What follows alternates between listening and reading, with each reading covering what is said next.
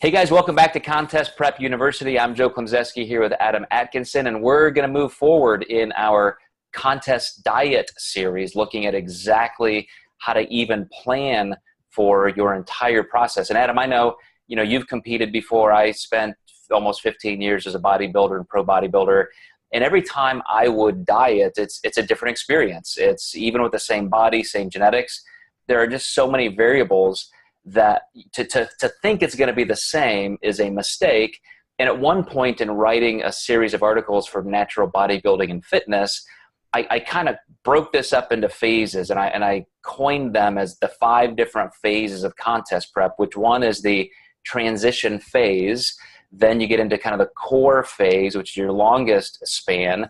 Then your metabolic set point phase, which is where you're at the end kind of grinding against your body fighting you.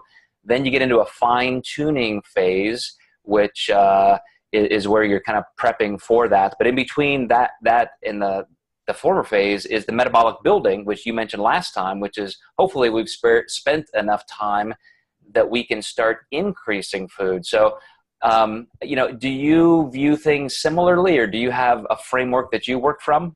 Yeah, absolutely. I follow those steps absolutely within a prep and just try to explain to a client what their body's going through.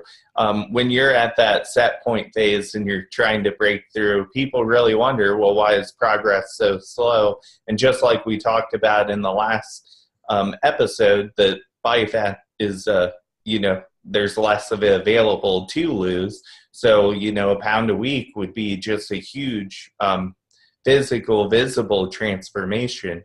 But, explain to people that there's an energy crisis and your body's more worried about survival versus how you look in a bikini and dream tan on. So we'll probably have to extend this a little bit longer than I thought, because now that you're bringing all this up, my mind is spinning in different directions, and there's just a lot of information here. So let's drill down today on that transition phase. And the biggest concept I see, and I deal with this every week with clients, they start losing a little bit of body fat. They're in a calorie deficit to start.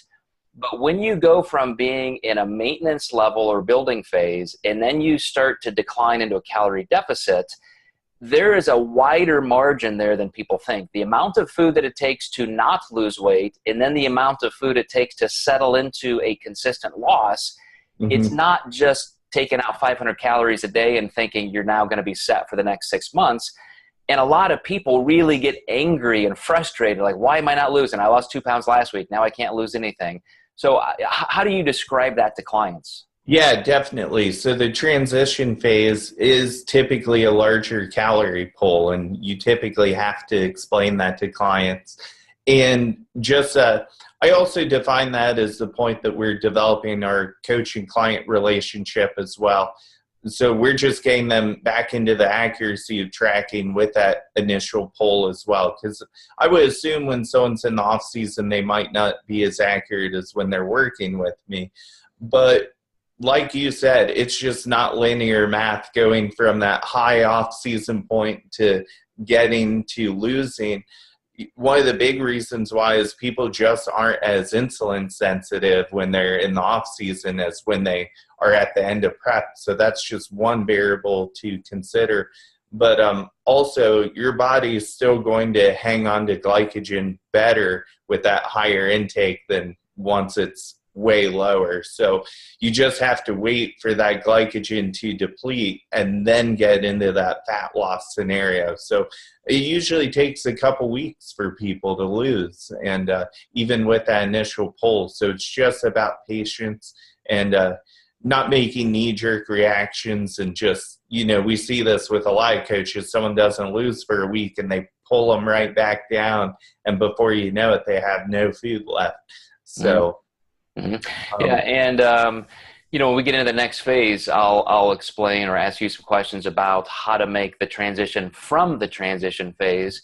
But as Adam said, guys, this can take, it can be as fast as 2, 3, 4 weeks, but there's going to be some modulation. It's not like you set your macronutrient profile and that's what you're going to diet on for the next 4 to 6 months. There's going to be testing the waters, making sure that you're transitioning in, and potentially having to settle at a lower point to get into that core phase, which we will talk about next time. So we'll catch you guys then.